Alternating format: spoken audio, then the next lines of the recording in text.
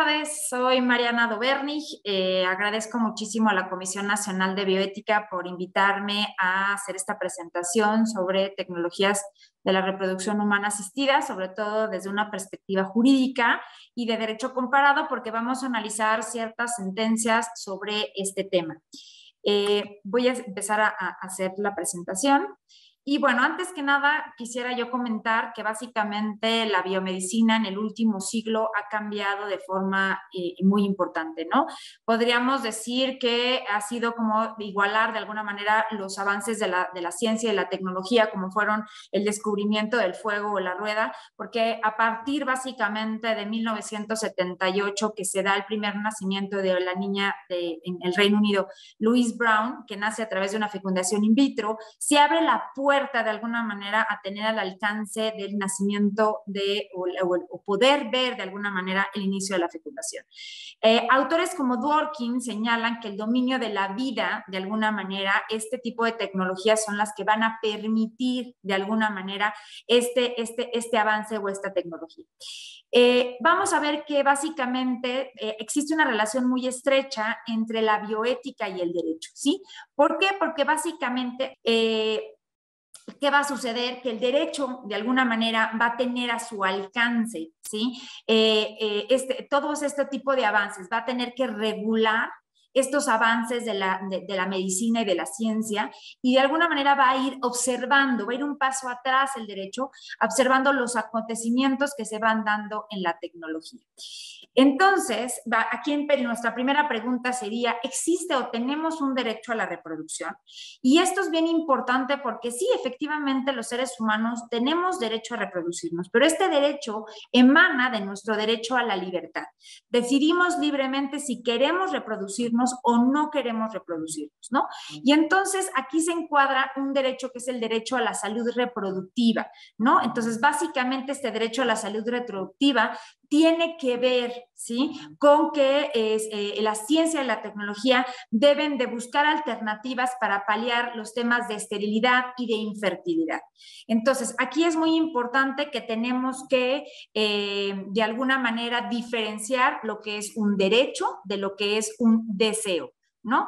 Y aquí, ¿por qué? Porque básicamente los seres humanos podemos tener el derecho, ¿no?, a tener una salud reproductiva, pero podemos tener o podemos cumplir, ¿no?, de alguna forma, este deseo de ser padres, ¿sí? No es un derecho que pueda ser exigido. ¿Por qué? Porque de alguna manera el Estado no nos puede proveer de un hijo, ¿no? Nos va a proveer de alguna manera de los mecanismos, ¿no?, y de la salud reproductiva para que podamos cumplir o cumplir ese deseo de ser padres. La Conferencia del Cairo dice básicamente que reconoce este derecho a la salud reproductiva, que las personas tienen que, de alguna manera, buscar, ¿no?, o satisfacer básicamente estas necesidades. Y entonces aquí tenemos los derechos reproductivos, ¿no?, que de alguna manera podemos decir que son inalienables, que son integrales, que son indivisibles, y por lo tanto son parte de los derechos humanos, ¿no? Son parte de los derechos fundamentales de los seres humanos, que se encuentran, obviamente, el que las personas y los seres humanos puedan tener acceso a la reproducción. Y por lo tanto, emana de alguna manera, básicamente, de esta libertad reproductiva, ¿no? Y aquí nos iríamos ya sabiendo que tenemos este derecho a la libertad, que si tenemos acceso, ¿no?, o tenemos el derecho a tener el acceso a las técnicas de reproducción asistida. Y aquí voy a empezar a hacer una serie de relatos de ciertas sentencias que nos hablan precisamente de este derecho, ¿no?, o al acceso a la reproducción asistida. Y el primer caso que les voy a presentar es un caso de la Corte Interamericana de Derechos Humanos, que es el caso de Artavia Murillo y otros contra Costa Rica, porque en el año 2000 Costa Rica decidió cambiar su normativa interna, señalando y estableciendo que los embriones debían ser considerados seres humanos y por lo tanto debían de protegerse, y con esto se prohíbe el uso de las técnicas de reproducción asistida en aquel país. Parejas como Artavia Murillo y algunas otras parejas que estaban en busca de formar una familia a través de una reproducción asistida y específicamente de una fecundación in vitro, se ven afectadas por esta decisión Reproducción del Estado, lo cual las obliga o los lleva a presentar una queja ante la Corte Interamericana. La Corte Interamericana, ¿no?, analiza el caso y concluye de alguna manera que el embrión no puede ser tratado jurídicamente de manera igual o equiparar sus derechos al de una persona nacida. Es decir, el embrión es un ser humano en potencia, ¿no?, que tiene que cumplir ciertos procesos biológicos para poder llegar a nacer vivo y viable, y hasta ese momento podría adquirir de alguna manera esta protección absoluta. Por lo tanto, la Corte hace alusión a esta protección gradual que va incrementando según el desarrollo, ¿no? Este caso básicamente es muy importante porque es de las primeras veces que se habla de que la infertilidad debe ser tratada como una enfermedad, de acuerdo a lo ha señalado la Organización Mundial de la Salud, pero también señala que a las personas que sufren de esta infertilidad o esterilidad deben ser consideradas como personas discapaces, es decir, que esta discapacidad les impide cumplir precisamente ese deseo de ser padres, y por lo tanto el Estado les debe de proveer los mecanismos o los medios para poder satisfacer básicamente ese deseo, ¿no? A nivel, de alguna manera, de México, hubo una sentencia en este año, en el año de marzo de 2022, de la primera sala de la Suprema Corte, donde de alguna manera se establece o se da un amparo a una mujer que tuvo un problema de reproducción en una clínica, y se marca que la clínica tiene una responsabilidad civil por este maltrato o el mal manejo que tuvo de unos embriones. Por lo tanto, obliga de alguna manera a la clínica a satisfacer o tratar de satisfacer este deseo de esta mujer a ser madre, o proveyéndola de una reproducción asistida de forma gratuita, ¿no? Y que de esta manera tratar de subsanar el daño que se le había ocasionado, ¿no? Entonces, hay una indemnización precisamente por un mal manejo de la técnica de reproducción asistida. En este sentido, podemos ir viendo entonces que ya vemos que esta primera sentencia de la Corte Interamericana, bueno, pues nos señala, ¿verdad?, que las técnicas de reproducción asistida, bueno, pues deben ser tratadas como una enfermedad, de acuerdo a la Organización Mundial de la Salud, y que deben de tratarse las personas que sufren de esta infertilidad como personas discapaces, ¿no? Y aquí vemos o podemos analizar cuáles podrían ser entonces los fines de la reproducción asistida. Y en este caso, el Tribunal Europeo de Derechos Humanos analizó un caso que se llama Costa Ampavan contra Italia, que es una sentencia que se da ante el Tribunal Europeo de Derechos Humanos, donde se considera que la ley italiana, la ley 40 de 2004 italiana, en donde las técnicas de reproducción asistida únicamente se pueden utilizar para paliar problemas de infertilidad y esterilidad, ¿sí?, va contraria de alguna manera a los intereses de ciertas personas que tratan de buscar este tipo de alternativas o este tipo de técnicas de reproducción asistida para paliar cierto tipo de enfermedades, como en este caso fue la fibrosis quística. Lo que una pareja buscaba era utilizar la técnica para evitar el nacimiento con niños o el hijo de hijos, perdón, con este tipo de padecimiento, porque la pareja era portadora de esta enfermedad. Por otro lado, hay otra sentencia similar, que es el caso de SH y otros contra Austria, que también se presenta ante la Corte Europea de Derechos Humanos, donde de igual manera parejas de Austria están en contra de la ley austriaca, donde también prohíbe, la donación de gametos, y prohíbe también el uso de otros fines de la reproducción que no sea meramente la reproducción. En este caso también se está buscando, ¿no?, que las parejas puedan de alguna manera paliar este tema de infertilidad, que no necesariamente es propiamente una infertilidad, sino que se está buscando a través de estas técnicas paliar cierto tipo de enfermedades o no transmitir cierto tipo de enfermedades a las parejas que están solicitando estos tratamientos. De igual manera, hay un caso en el Reino Unido, el de Regina Quintabal, donde precisamente una pareja buscaba la fecundación de un embrión que fuera sano y que pudiera de alguna manera ayudar a un hermano nacido ya enfermo con la enfermedad de beta-talasemia, y que de alguna manera el nacimiento de un hermano en el futuro pudiera ayudarle con un trasplante de médula, ¿no? Entonces, de alguna manera, es este tipo de discusiones de si si las técnicas de reproducción asistida deben de ser únicamente para paliar una enfermedad o se pueden utilizar para otro tipo de cuestiones médicas como estos que hemos estado analizando.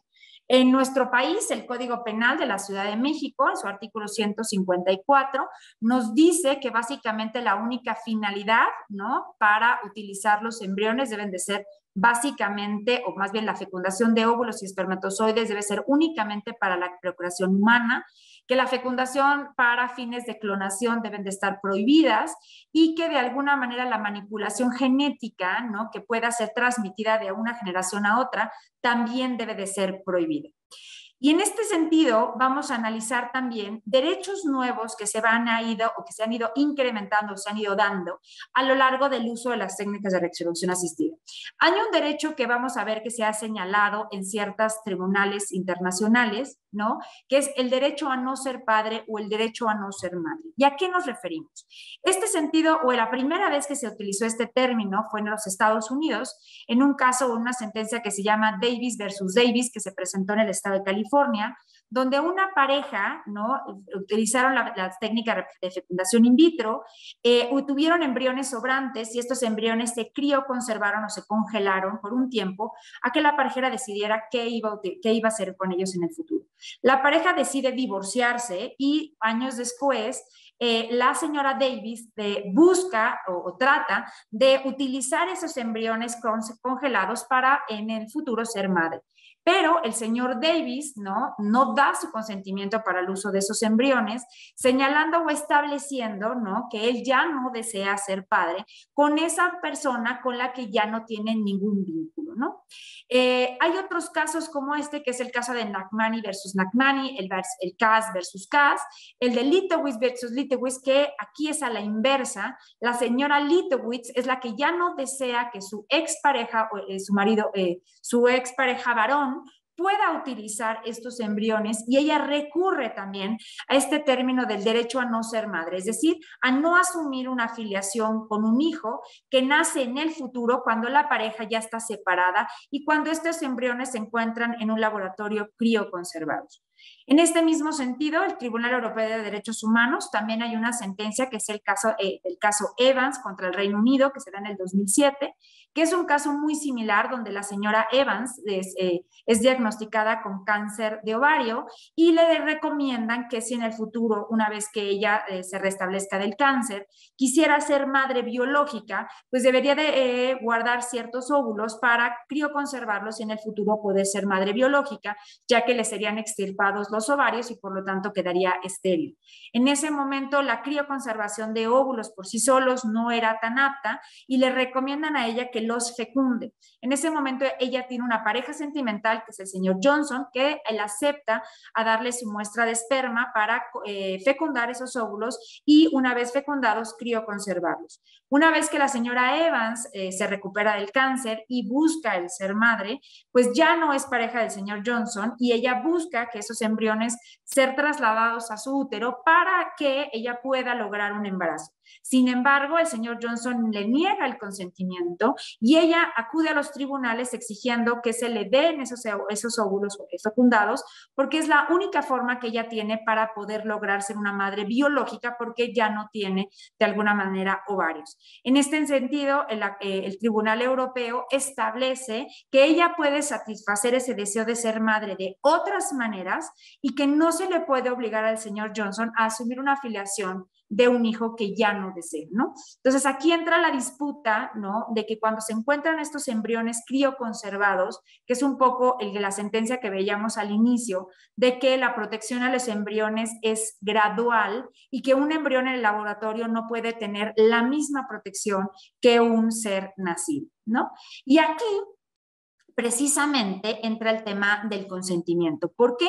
Porque el que otorga el consentimiento tanto para el uso de las técnicas de reproducción asistida como para la transferencia de embriones, son las personas que realmente van a asumir los derechos y obligaciones con estos procedimientos. Como vemos aquí, o los casos que analizábamos, el derecho a no ser padre o a no ser madre, bueno, tanto en el caso de Davis versus Davis como en el caso de la señora Evans, bueno, son casos que precisamente lo que está en juego es el consentimiento. Quien no brinda su consentimiento para descongelar los embriones y para ser transferidos al útero de una mujer para asumir la filiación, pues no puede hacerse el procedimiento porque hay la falta precisamente de este consentimiento.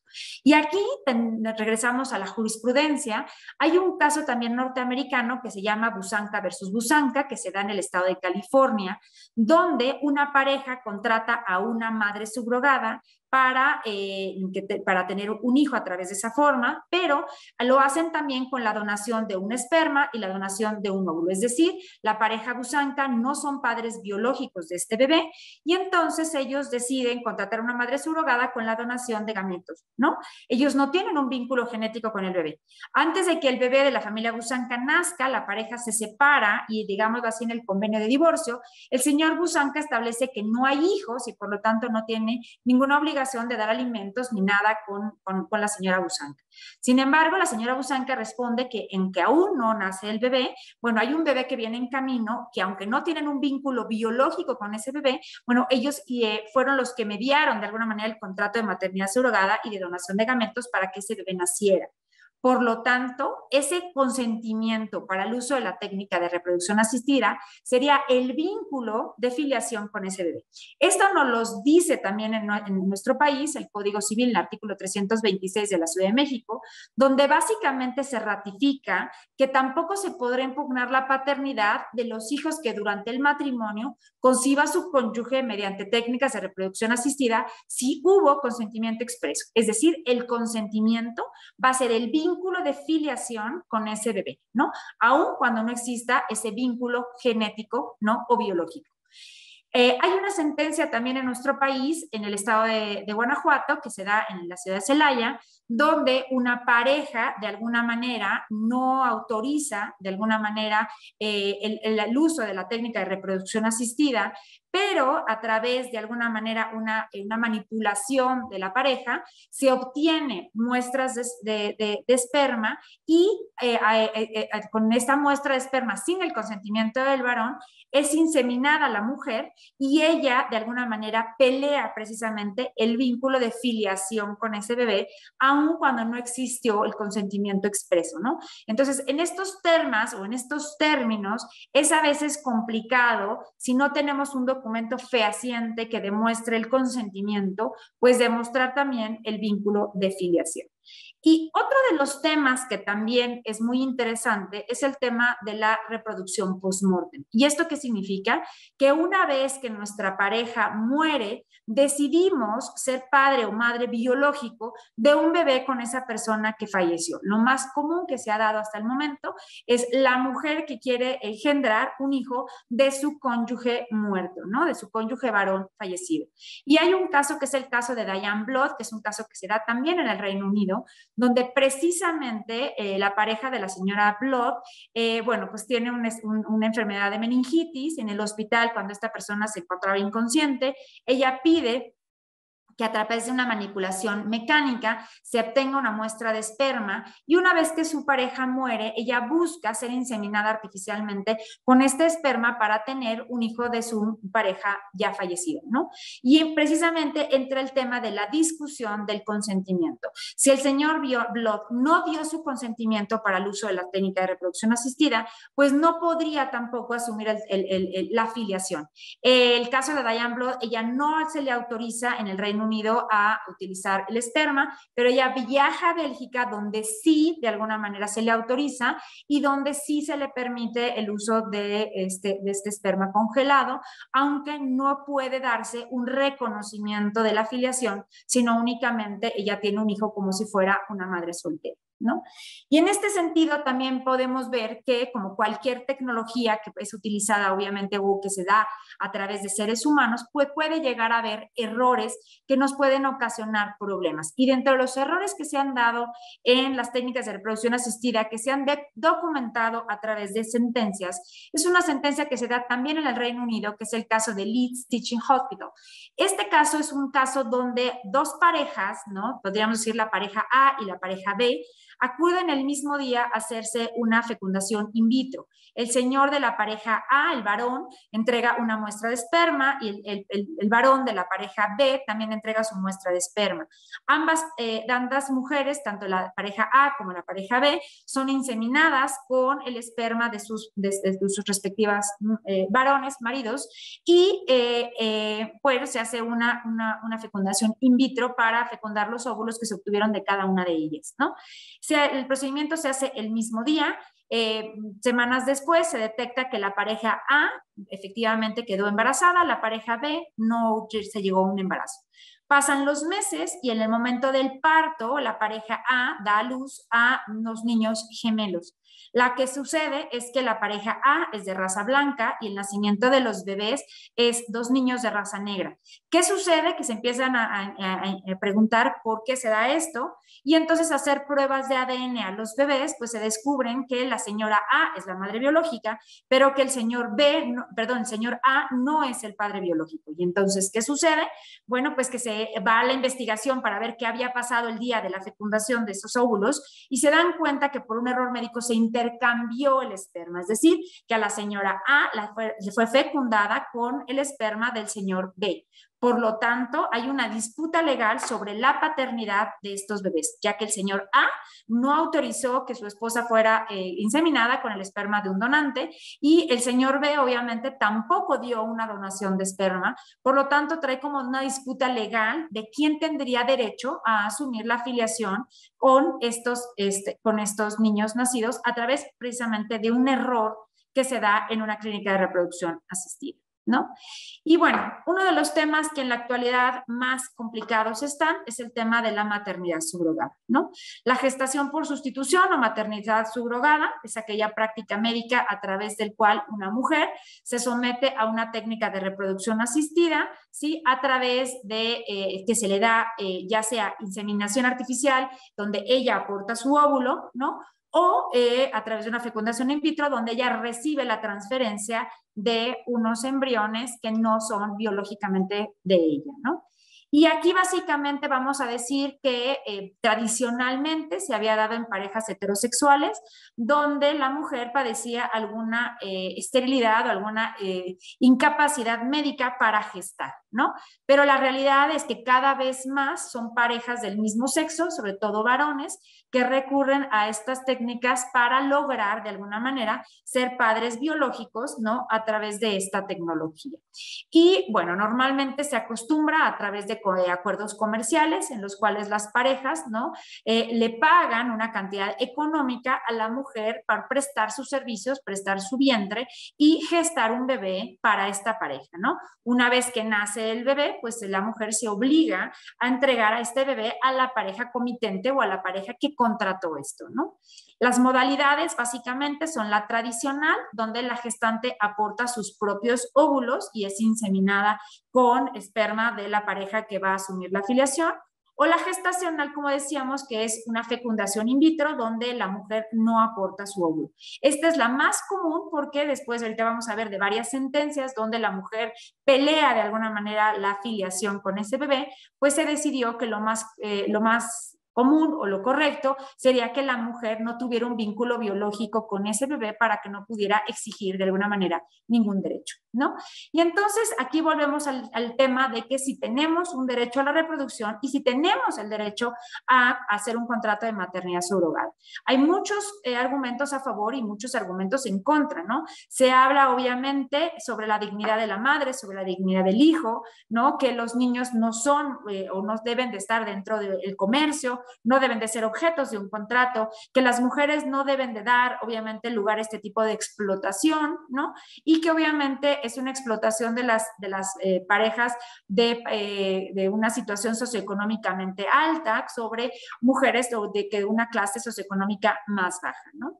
Y el tema es básicamente el tema de la regulación. A nivel internacional podemos decir que prácticamente todos los países europeos han prohibido las técnicas de reproducción asistida, como son el caso de España, el caso de Francia, Alemania, Austria, ¿no? Italia, y hay muy poquitos países donde sí se permite, que podría ser el caso del Reino Unido, donde se permite siempre y cuando no haya un pago de por medio, ¿no? Y también tenemos los casos que se han dado en algunos estados de Estados Unidos de Norteamérica, donde sobre todo el estado de California es un lugar sede primordialmente donde se han dado este tipo de contratos, precisamente porque la legislación ha sido sumamente permisiva, ¿no? Entonces, para muchos, obviamente, la única forma admisible de la maternidad subrogada es aquella que se lleva de forma gratuita, ¿no? Pero hay obviamente una controversia sobre este tema.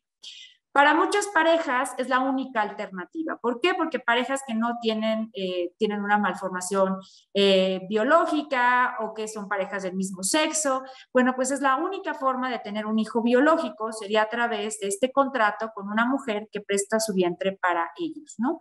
Y en el caso de los varones, pues bueno, forzosamente necesitan a una mujer que gesta.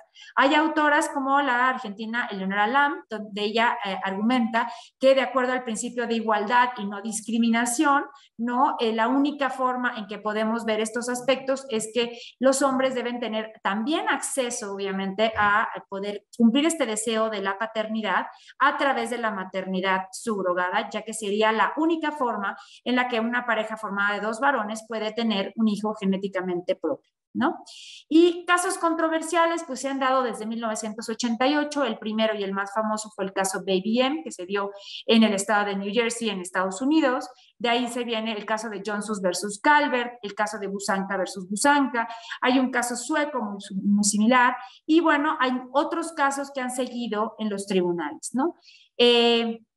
Podemos decir que de conformidad con esto que yo les decía, que la mayoría de los países han prohibido el uso de las técnicas, el uso de la maternidad subrogada en sus legislaciones, pues se ha dado el caso de que países, ¿no? Sobre todo países en desarrollo, pues han abierto las puertas, ¿no? Para que se lleven a cabo allá los contratos de maternidad subrogada.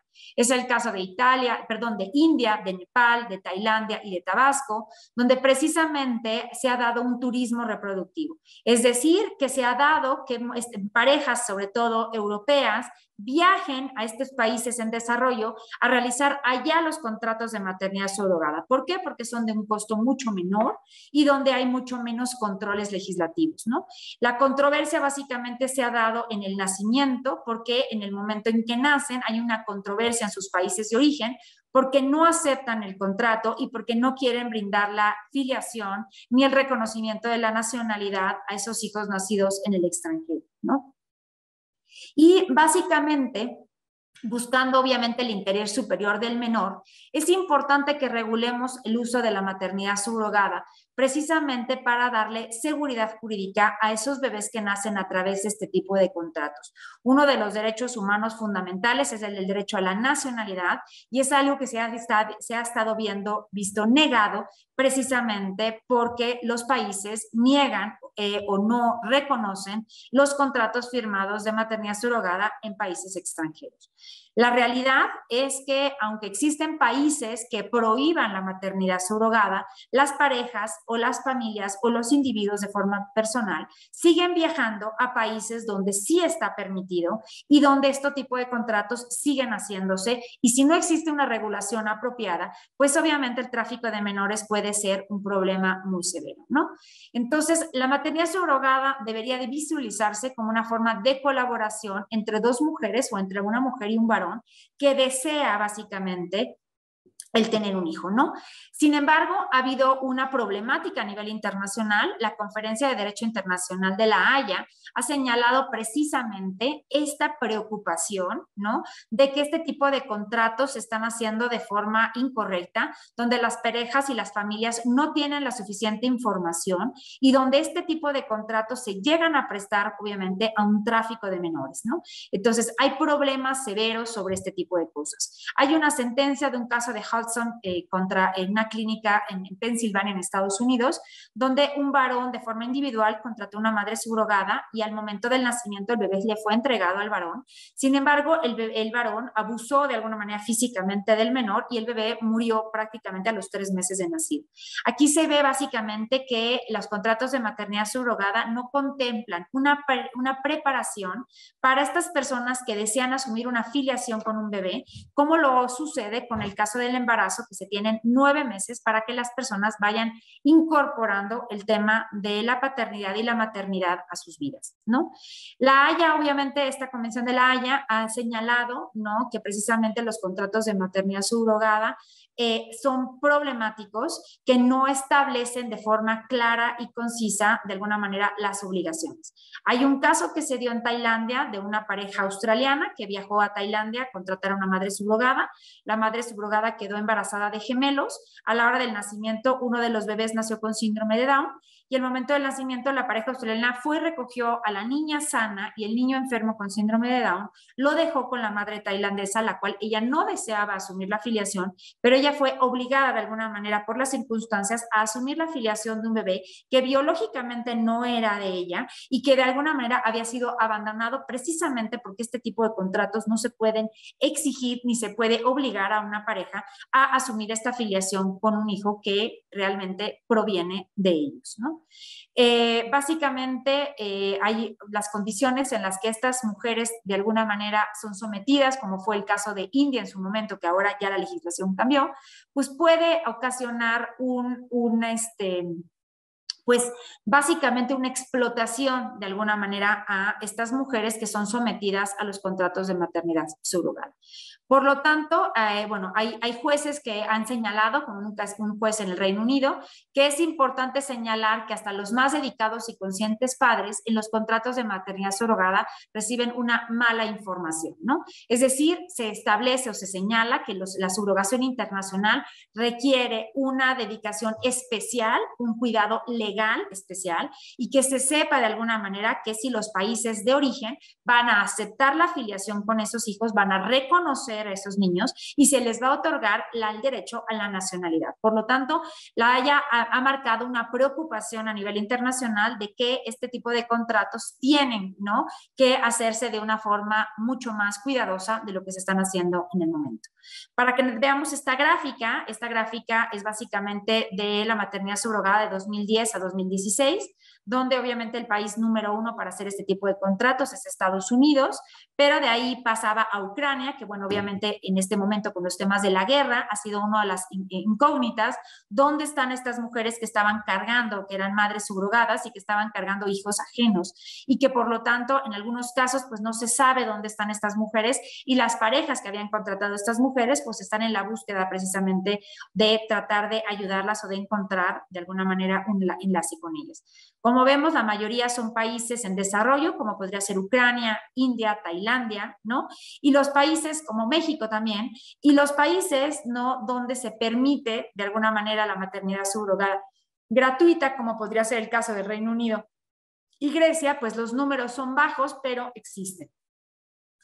Como yo les decía, pues básicamente entre los que siguen el modelo prohibitivo se encuentran Francia, Alemania, Italia, Austria, en el caso de México el estado de Querétaro, en Estados Unidos, Arizona, Arizona, Michigan, los que tienen un modelo altruista, pues tenemos al Reino Unido, tenemos Portugal, Grecia, Australia, Nueva Zelanda, Israel. Y los que autorizan con fines comerciales, pues básicamente son los países de la antigua Europa del Este, que son Rusia, Ucrania, ¿no? En el caso de México tenemos a Sinaloa, que de forma expresa lo señala, Tabasco, que aunque no señala que si tienen que ser altruistas o onerosos, pero se permiten, y en estados de Estados Unidos como California, Illinois y Texas. En cuanto a las resoluciones del Tribunal Europeo, hay las más recientes, es el caso de Menessen y el caso de Lavaz, precisamente de dos parejas francesas que viajaron a California para realizar un contrato de maternidad subrogada y donde básicamente al momento de regresar a sus países de origen, pues Francia les niega precisamente la nacionalidad y estas parejas tienen que recurrir al Tribunal Europeo de Derechos Humanos para exigir, obviamente, el reconocimiento tanto a la filiación como a la nacionalidad de sus hijos nacidos en el extranjero. Y hay otro caso que también se presenta ante el Tribunal Europeo de Derechos Humanos, que es el caso de Paradiso contra Campanelli, que es una pareja italiana que viaja a Rusia a hacer un contrato de maternidad subrogada y donde al momento de regresar a Italia y demostrar que el niño había nacido a través de una maternidad subrogada, Italia considera que esto es un tráfico de menores y quita la custodia del bebé de la pareja Paradiso Campanelli y da el bebé en adopción. Y por lo tanto la pareja recurre al Tribunal Europeo de Derechos Humanos para exigir la violación a sus derechos humanos, ¿no? Hay otro caso similar en Brasil, donde también una pareja de dos varones recurre a la maternidad subrogada y lo que les cuesta o el trabajo que les cuesta precisamente es el reconocimiento de la filiación. En cuanto a la legislación mexicana, pues tenemos únicamente dos estados de la República. El primero sería Sinaloa, donde se permite la maternidad subrogada y donde se señala precisamente la legislación que puede existir una subrogación total cuando la mujer aporta también sus óvulos, subrogación parcial cuando únicamente gesta, subrogación onerosa cuando hay un pago por este servicio y una subrogación altruista cuando se da de forma gratuita. Por otro lado, tenemos el caso de Tabasco, donde se convirtió básicamente en una ciudad de turismo reproductivo hasta el año de 2015, donde precisamente los derechos del niño de la ONU sacó o emitió una preocupación por la falta de regulación y donde de alguna manera consideraban que este tipo de contratos podían ser sometidos o sujetos a un tráfico de menores, ¿no? Esto trajo como consecuencia que de alguna manera se cambiara el Código Civil de Tabasco y básicamente limitando precisamente a que solamente parejas heterosexuales, a parejas mexicanas y a parejas que tuvieran una esterilidad pudieran tener acceso a la maternidad subrogada. Sin embargo, esto trajo como consecuencia una acción de inconstitucionalidad que se presentó en el año de 2016, precisamente por la modificación de estos artículos. Y esta acción básicamente trae una sentencia que se da en junio de 2021, donde básicamente se establece que la mujer no debe de pedir consentimiento, en el caso de la mujer gestante, la madre subrogada, no tiene que pedir consentimiento a su varón para poder utilizar o ser partícipe de este tipo de procedimientos. También se invalida que la restricción a los extranjeros por un tema de discriminación. También se revoca este tema de que únicamente para parejas heterosexuales. Por lo tanto, esta sentencia no vuelve a abrir la puerta a que Tabasco pueda hacer otra vez o nuevamente un turismo reproductivo para parejas tanto mexicanas como extranjeras que quieran recurrir a la maternidad subrogada en nuestro país. Todo esto que hemos visto sobre el tema de la maternidad subrogada, pues nos trae como consecuencia que pues, hay mucho que analizar, hay mucho por pensar. Hay que establecer si los fines pueden ser, puede tener este tipo de contratos fines de lucro o deben de ser únicamente altruistas. Se tiene que haber una protección en el contrato tanto a la madre gestante como a la madre contratante. El tema del consentimiento informado tiene que quedar de forma fehaciente, saber que obviamente quien está asumiendo la filiación va a ser la persona que está firmando este contrato, ¿no? Todos los cuidados a la salud física y psíquica tanto de la madre subrogada como de la madre gestante. Los derechos al aborto de la madre gestante, ¿no? Todo el tema del seguro de gastos médicos y de seguros de vida en caso de que la mujer gestante pueda llegar a algún tipo de enfermedad o alguna consecuencia negativa precisamente por la gestación. Si está casada o unida en concubinato, obviamente deslindar la presunción de la paternidad a su cónyuge varón porque obviamente es un contrato de maternidad subrogada. La relación, obviamente, del parto para ambas mujeres, los temas de derechos laborales para las mujeres que van a asumir la filiación a través de este tipo de contratos para que puedan tener derecho a los permisos de maternidad y en el caso de los varones al permiso de paternidad. Todo el tema de confidencialidad de este tipo de contratos, la tutela de los menores en caso de que la madre o la pareja contratante llegara a morir, ¿a quién se le transferiría la custodia y la tutela de esos niños o ese niño o niña que llegara a nacer a través de este tipo de contratos? No existe obviamente en ninguna de nuestras legislaciones de México los requisitos que tiene que contener este tipo de contratos. Por lo tanto, es de suma importancia que si queremos abrir la puerta como se está haciendo tanto en Tabasco como en Sinaloa, en México, pues que se asuma precisamente el compromiso de revisar, analizar este tipo de contratos y lo que ha sucedido en los tribunales a nivel internacional para tratar de subsanar los errores que se han cometido en otros países. Para esto, bueno, obviamente la bioética, de acuerdo a Dosset, podemos decir que el hombre debería dejar de sufrir a ciegas su destino, ya que gracias a sus conquistas puede y debe ser arquitecto de su propio destino. El hombre puede y debe dirigir su destino hacia un futuro mejor diseñado, más solidario y más fraternal. El hombre se convierte hoy en un creador de su futuro. Con esto, pues les doy las gracias, les dejo mi correo electrónico. Si tuvieran cualquier duda, cualquier comentario, pues estoy abierta, ¿no? A que me contacten y que podamos platicar y discutir cualquiera de estos temas que, bueno, pues para mí son mi pasión y que son de alguna manera mi motor y, bueno, pues estoy abierta precisamente a cualquier situación. Y, bueno, no me queda más que agradecer nuevamente a la Comisión Nacional de Bioética por invitarme a participar, a tratar de compartir en este ratito pues mis conocimientos y mis intereses y pues muchísimas gracias y estoy a sus órdenes.